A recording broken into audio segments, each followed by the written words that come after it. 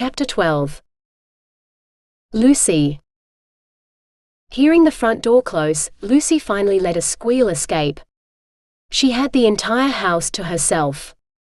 Striding to the lounge room, she put on the stereo and turned the volume up.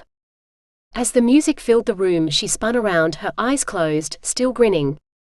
It was the first time she'd ever had the house to herself overnight. Maybe she could ring Jasmine and invite her over. She immediately discarded the idea. Jasmine's mother might say something to hers, since they both knew each other. Next, she thought about calling Tanner, but then worried about what he might expect. She wandered through the house, peering into silent rooms, trying to decide what to do. Even turning the music up louder didn't help. In the end, she decided to do her homework and have dinner. After a phone call from her mother to check she was okay, Lucy shook her head in disgust. She had the place to herself, no adults for the entire weekend, and she was sitting at home doing schoolwork. Feeling beyond pathetic, she decided to go for a walk, leaving the patio light on when she locked the front door behind her. Having no idea where to go, her aimless wanderings ended up taking her towards school. Ahead she saw the fence she normally jumped over, Jack leaning against the top of it, looking in her direction. Stopping on the footpath, she stared at his figure that was mostly shadows, even with the streetlight on the other side of the road. She crossed the short distance between them, remaining outside the fence. "How did you know I was here?" "I didn't call you." At least she didn't think she had, but who knew how this worked? Jack shrugged. "I've been able to find you ever since the angel said I needed to help you. I always know where you are. I'm guessing once I help you, that ability will disappear. Along with your ability to see me. What will happen to you then?" "I'll help someone else. And keep helping people until I've atoned for all I've done. Have you figured out what you need help with yet?" She didn't know if she needed help with it, but at least it was something to tell him.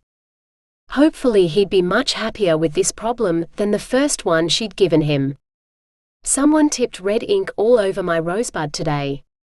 I thought it was blood at first." "Who?" "I don't know."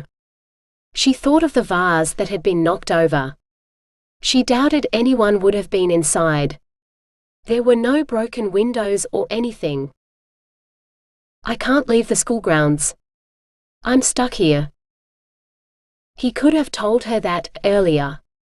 "Then how are you meant to help me?" Jack started to speak, then stopped to look past her. "A group of people are coming towards us. Hop over the fence and let's get away from here."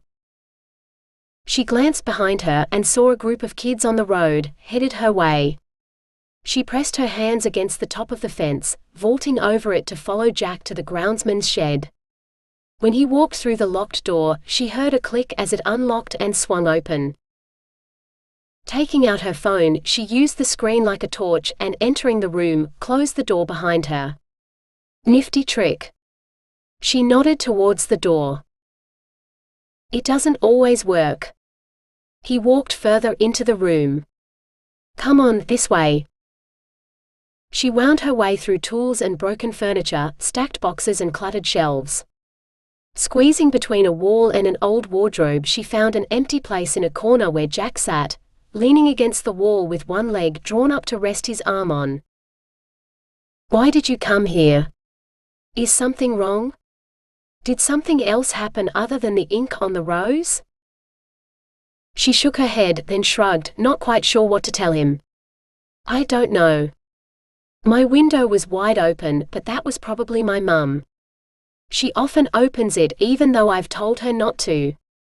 I've thought about moving my room around so the curtain doesn't mess everything up on my desk, but then I'd be stuck with my bed under the window. Which would be worse. I'd have the sun waking me early every morning when the curtain moves in the breeze." "Someone was in your room?" She shook her head. "No, I guess not. I'm probably feeling jittery because the house is empty. I've never been there before on my own at night. She'd thought staying home alone would have been more fun. Where is everyone?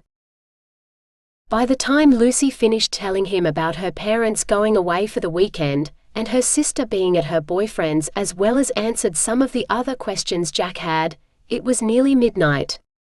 She stared at the time on her phone. I should probably go. She didn't feel tired yet. Jack rose to his feet and held out a hand to her. Be careful walking home. Don't forget I can't leave the school grounds. Not for any reason. Taking his hand, she let him tug her to her feet. She continued to hold his hand. You don't feel like a ghost? His hand was warm in hers. What do I feel like? The light from the screen went out and the room plunged into darkness. You feel alive. She wished she'd thought to turn her screen light back on before she'd spoken, so she could see his expression. She did it now and met his dark eyes. Why did you do it? She started to clarify her question when he spoke. I never meant to. If I could have undone it, I would have. Why? If you never meant to do it, then what happened? There was a long pause before Jack answered. Life? He drew his hand away from hers. Her hand felt cold after his warmth. How could he feel so warm and alive if he was a ghost? It didn't seem possible. What do you miss the most? Jack stared at her, his expression unfathomable. Everything. Every single thing, but especially Rose. He stared at her a moment longer before he gestured towards the gap between the wardrobe and wall. Weren't you going? She nodded and stared at Jack for nearly a minute before she squeezed through the gap. She didn't look back until she reached the fence. Jack wasn't far from her, his dark eyes watching her, his expression unreadable in the limited light. He still wore his leather jacket, looking like he'd stepped out of an old movie. I'll see you Monday. She felt like she should have said more. When he nodded, she vaulted over the fence and headed for home. She couldn't stop thinking about him standing there alone. She shouldn't feel any sympathy for him. He was a murderer and had admitted to it. But she did. He'd sounded so sad, particularly when he'd spoken of Rose.